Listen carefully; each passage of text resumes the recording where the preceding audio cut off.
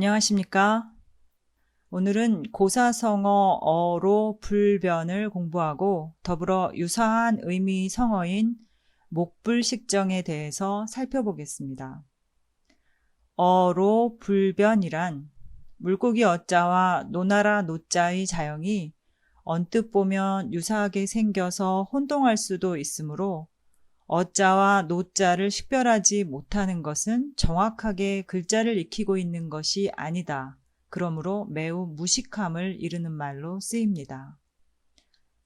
소리내어 함께 읽어보시겠습니다. 로, 불, 변. 이어서 고사성어 어로 불변에 쓰인 각각의 한자를 소리내어 읽어보겠습니다. 물고기 노나라 노, 안일 불, 분별할 변, 어로 불변.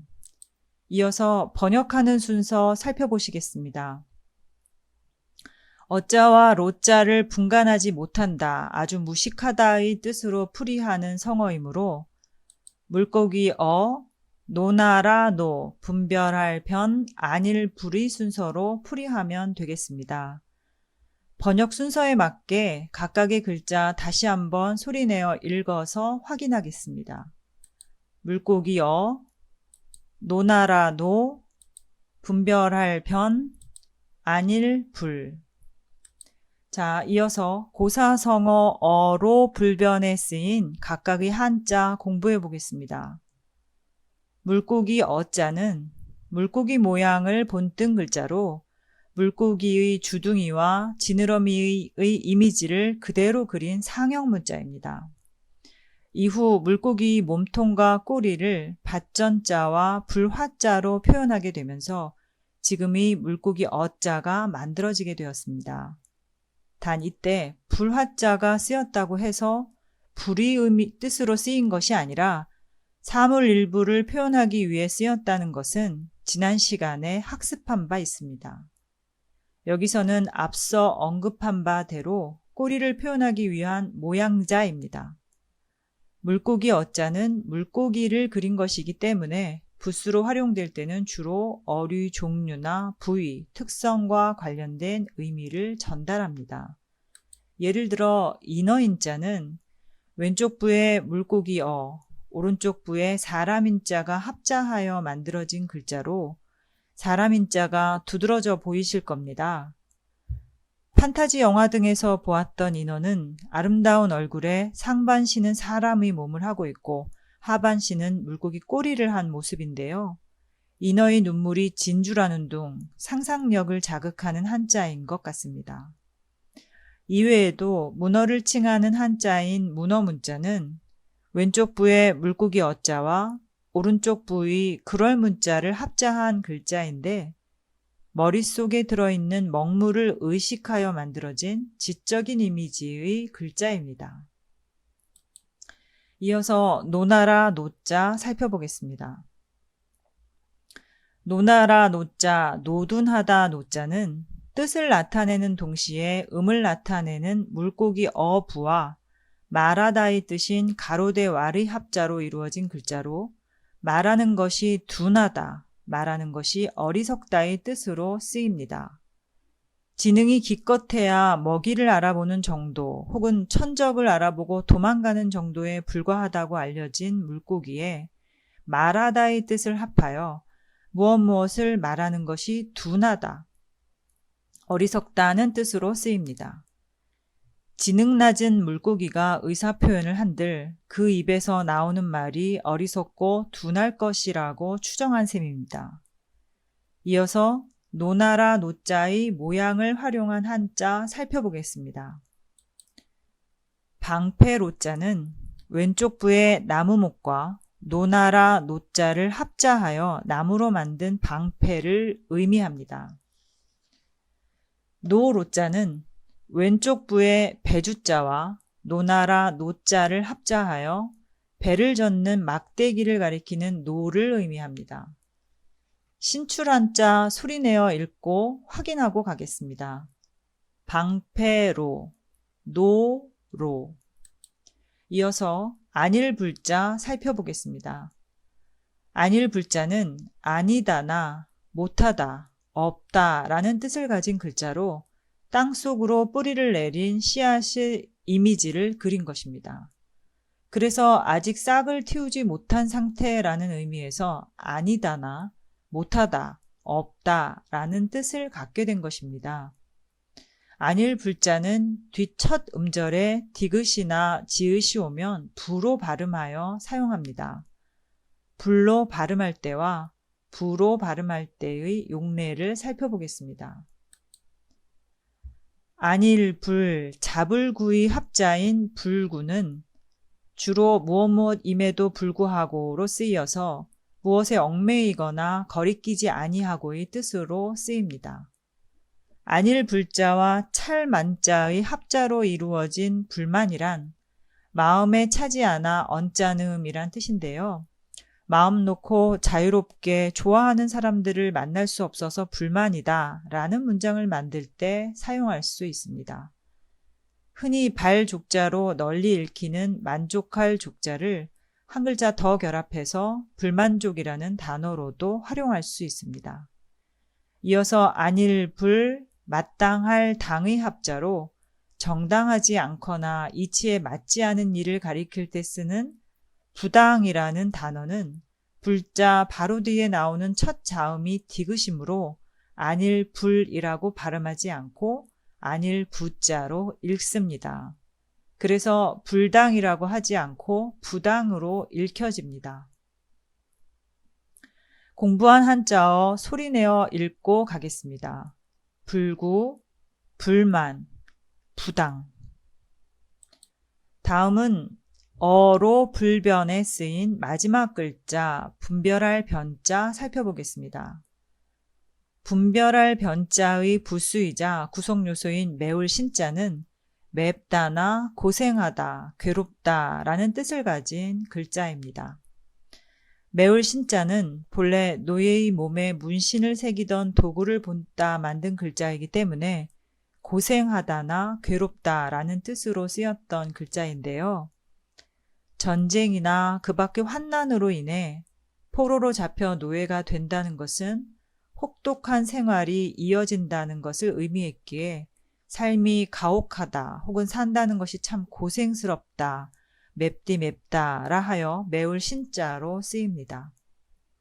우리나라의 경우 일상에서 가장 흔히 접하게 되는 예 중의 하나가 신라면 포장지에 쓰여 있는 신자가 아닌가 싶습니다. 분별할 변자를 파자해 보면 매울 신, 부수 이름으로는 성칼도방인 칼도, 매울 신이 결합한 글자입니다. 매운 삶 혹은 가혹한 삶을 살아나야만 했던 바로 그 노비 두 명이 서로 잘잘못을 다투고 있는 모습을 표현하고 있는 양쪽 매울 신자 사이에 칼도자를 두어서 둘 사이의 잘못을 칼같이 정확하게 판가름한다는 뜻을 가지고 있습니다. 또 혹은 자형으로는 따질 변자와 칼도자가 결합한 모습인데요. 매울 신자를 나란히 합자한 따질 변자는 죄인 둘이 서로 다투고 있는 모습을 표현한 것으로서 따지다나 고소하다라는 뜻을 가지고 있습니다. 즉 이렇게 죄인 둘이 서로의 잘잘못을 따지는 모습에 칼도자를 더한 분별할 변자는 둘 사이를 갈라 잘못을 판가름한다는 뜻으로 쓰입니다. 이상의 내용을 정리하여 화면에 보랏빛으로 쓰인 분별할 변자의 의미를 함께 소리내어 읽고 가겠습니다. 분별할 변자는 분별하다나 구분하다라는 뜻을 가진 글자이다. 따질 변자와 칼도자가 결합한 모습이다. 따질 변자는 죄인 둘이 다투고 있는 모습을 표현한 것으로 따지다나 고소하다라는 뜻을 가지고 있다. 이렇게 죄인 둘이 서로의 잘잘못을 따지는 모습에 칼도자를 더한 분별할 변자는 잘잘못을 분별하다라는 뜻이다. 이어서 분별할 변자의 활용의 예 살펴보겠습니다. 어떤 잘못에 대하여 구차한 구실을 대는 것을 흔히 변명이라 하는데요. 분별할 변자, 밝을 명자의 합자입니다. 분별할 변자에 건널죄를 합자하여 제물로 끼친 손해를 물어주는 것, 빚을 갚는다는 뜻으로 쓰이는 변제라는 단어로도 활용할 수 있습니다. 분별할 변자에 달을 별 힘력자를 합자하여 변별력이라는 단어로도 응용할 수 있습니다. 흔히 수능 시험이 치러지는 시기가 되면 과목별로 변별력이 있다, 없다라는 보도를 많이 접하게 되는데요. 이때 변별력이라는 한자어에서의 변자가 분별할 변자입니다. 실력이 같고 다름을 구별해내다라는 정도로 풀이하시면 됩니다. 이번에는 따질 변자를 응용하여 분별할 변자와 매우 유사한 모양자 살펴보겠습니다. 말씀 변자는 말을 잘하다나 말에 조리가 있다라는 뜻을 가진 글자입니다. 말씀 변자는 따질 변자와 말씀 언자가 결합한 모습인데요. 따질 변자는 죄인 둘이서 서로 다투고 있는 모습을 표현한 것으로 따지다라는 뜻을 가지고 있습니다.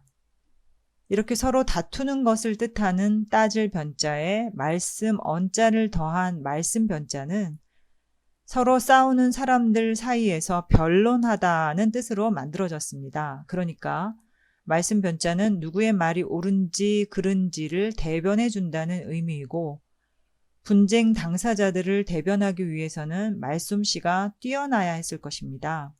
그래서 말씀 변자는 말을 잘하다나 조리가 있다라는 뜻을 갖게 되었습니다. 도울 호자와 결합하여 변호사, 수컷 웅자와 결합하여 화술이 뛰어나며 설득력이 있는 말솜씨라는 뜻을 갖는 웅변이라는 한자어로도 활용할 수 있습니다. 이번에는 어로 불변과 유의어로 활용되는 사자성어 목불식정 공부하겠습니다. 목불식정이란 아주 간단한 글자인 고물의 정자를 보고도 그것이 고무래인 줄을 알지 못한다는 뜻으로 까막눈이다, 무식하다는 뜻으로 쓰이는 성어입니다. 자, 그럼 고사성어 목불식정을 구성하는 각 글자 함께 소리내어 읽어보겠습니다. 눈목, 안일불, 알식, 고물의 정. 글자 그대로 번역을 해보면 눈이 정자를 알지 못한다, 즉 고무래를 보고도 그것이 고무래 정자인 줄 모른다는 뜻으로 글자를 전혀 모름 또는 그러한 사람을 비유해서 이르는 말인데요. 눈목, 고무래 정, 알식, 안일불자의 순서로 번역하시면 되겠습니다. 우리말 속담으로는 난 놓고 기역자도 모른다, 일자 무식을 비유하는 말입니다. 어린 시절에는 친구들끼리 빨래 집게 두고 알파벳 A자 모른다는 말로도 비유하였던 것 같습니다. 자, 그럼 지금부터 셀프 점검의 시간 가져보겠습니다. 다음 보기 가운데 한자어가 아닌 것은 어느 것일까요? 1번 청포도, 2번 막무가내, 3번 어차피, 4번 기쁨. 정답 선택하셨습니까? 그럼 맞추셨을지 확인해 보겠습니다.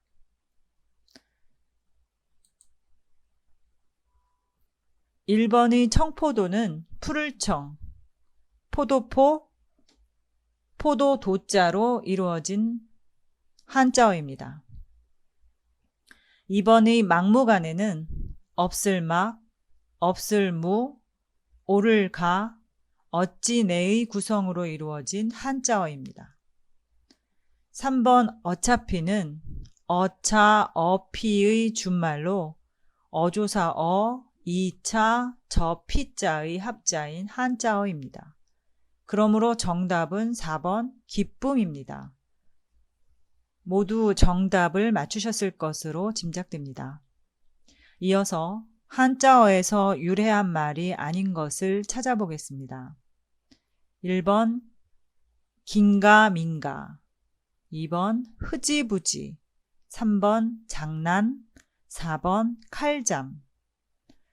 어느 말이 정답인지 선택하셨습니까? 이번에도 각 단어를 살펴보면서 확인해 보겠습니다. 1번 긴가민가는 기연가, 미연가의 준말로 한자어 기연, 미연에서 온 것입니다. 19세기 이후 축약되어 긴가, 민가로 나타나면서 현재에 이르렀습니다. 그 기자, 그러할 연자, 아닐 미자, 그러할 연자의 합자로 그러한가 아닌가 라고 풀이할 수 있습니다. 2번의 흐지부지는 일이 옳고 그름을 분명히 가리지 않고 어영부영 넘어가거나 거창하게 시작한 일이 한운둥 만운둥 끝날 때 표현하는 단어인데요. 흐지부지는 휘지, 비지가 변한 말입니다. 한자어 휘지비지는 꺼릴 휘, 갈지, 감출 비, 갈지로 구성된 한자어입니다. 꺼릴 휘자는 죽은 사람이나 높은 사람의 이름을 가리키기도 하는 글자이고, 비는 비밀로 감추어 숨긴다는 뜻이 있습니다. 그러니까 휘지, 비지는 자꾸 입에 오르내리는 것이 꺼려져서 드러나지 않도록 감춘다는 의미입니다. 한자어 휘지비지는 발음을 정확하게 하기가 쉽지 않았으므로 쉽게 소리나는 대로 적다 보니 흐지부지가 되었습니다.